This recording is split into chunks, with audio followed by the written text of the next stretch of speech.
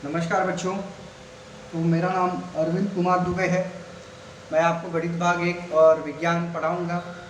तो गणित भाग 1 में आपको 200 पेज की कापी बनानी है, समझ में आया। उसी 200 पेज की कापी में आपको ये सब चीज़ें लिखनी है जो मैं पढ़ाऊंगा, और जो सवाल मैं होमवर्क दूंगा वो आपको करना है, समझ में आया। विज्ञान के लिए भी आपको 200 पेज की लॉन्ग बुक बनानी है, और जो सवाल आपको जो मैं पढ़ाऊंगा वो आपको पार्ट उसमें लिखते जाना है। और ये सब चीज़ें आपको अपने पास रखनी ज़रूर है। क्यों? क्योंकि जब भी हमको इसकी रिक्वायरमेंट होगी हम उसको मंगाएंगे, देखेंगे कि आपने वो मेंटेन करके रखा है कि नहीं रखा है, काफ़ी बनाई है कि नहीं बनाई है। तो समझ में आया। गणित भाग 1 के लिए 200 पेज, विज्ञान के लिए 200 पेज की कापी। उसमें आपको आधा भाग जो है वो विज्ञान भाग 1 के लिए करना है, आधा भाग जो है वो विज्ञान भाग 2 के लिए करना है। तो ये सब आपको मेंटेन करना है। और जो आपको होमवर्क दिया जाता है वो होमवर्क आपको, जो सवाल जैसे कुछ सवाल मैं करा के छोड़ रहा हूँ तो वो सवाल आपको उसके अंदर करने होते हैं, समझ में आया? क्लियर?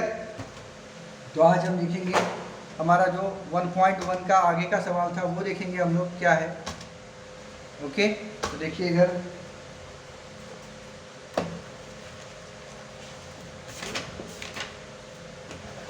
देखिए यहाँ पे तो कापी के बारे में आपको मैं बता दिया हूँ। तो वैसे कापी बनाइए और उसको जो भी क्वेश्चन आंसर है वो लिखिए उसके अंदर, और जो भी सवाल किया जा रहा है वो लिखिए। देखिए, निम्नलिखित चिन्ह में दिए हुए कथन शब्दों में स्पष्ट कीजिए।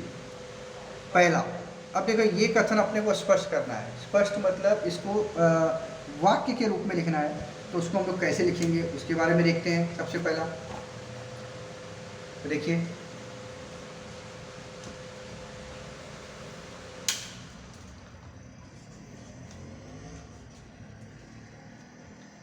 हल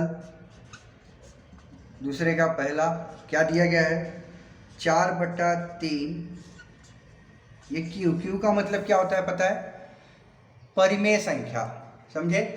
तो इसका मतलब क्या है? इसका मतलब क्या है कि 4/3 यह क्यू का घटक है कि नहीं। तो इसको हम लोग कैसे लिखेंगे? देखिए, 4/3 यह क्यू का घटक है। जब ये ऐसा होगा तो घटक है, समझ में आया? क्यू मतलब परिमेय संख्या का। और जब कटा हुआ रहेगा, जैसे आपको सेकंड वाले में दिया है, दूसरे सवाल में 2 इस तरीके से आपको दिखाया गया है। तो इसका मतलब इसको हम लोग कैसे लिखेंगे? 2 यह n मतलब प्राकृतिक संख्या का घटक नहीं है। क्लियर? मैं आपको यहाँ पे कॉपी के बारे में लिख देता हूँ तो आप भूल जाओगे। गणित के लिए 200 पेज, विज्ञान के लिए 200 पेज। अब 200 पेज में आपको बांटना है, आधा भाग विज्ञान भाग 1 के लिए, आधा भाग विज्ञान भाग 2 के लिए करना है। समझ में आया? तो ये चीज़ आप समझ के रखिए। अब नेक्स्ट क्या है? तीसरा, P बराबर P सच दैट P, यह P ऐसा कि, हाँ इसको ऐसा की बोलते हैं, P ऐसा कि P यह विषम संख्या है। क्या है? विषम संख्या है। तो आपको इसको फिर लिखना है वाले रूप में। तो देखिए उसको किस तरीके से लिखेंगे हम लोग। हल में तो लिखेंगे कैसे? समुच्चय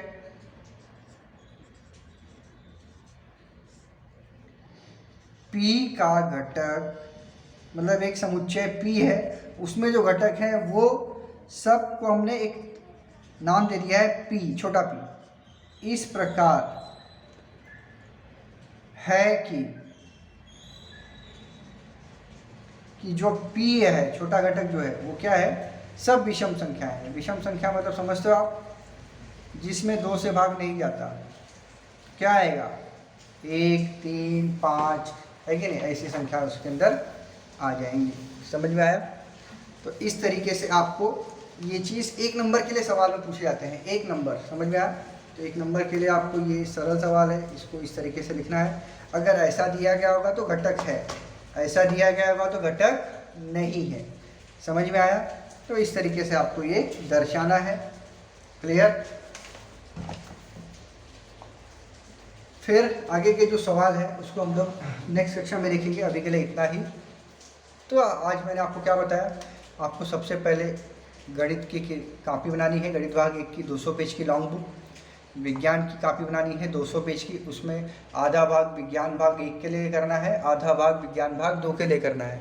समझा? और बाकी मैंने क्या बताया आपको, इसके बारे में बताया है।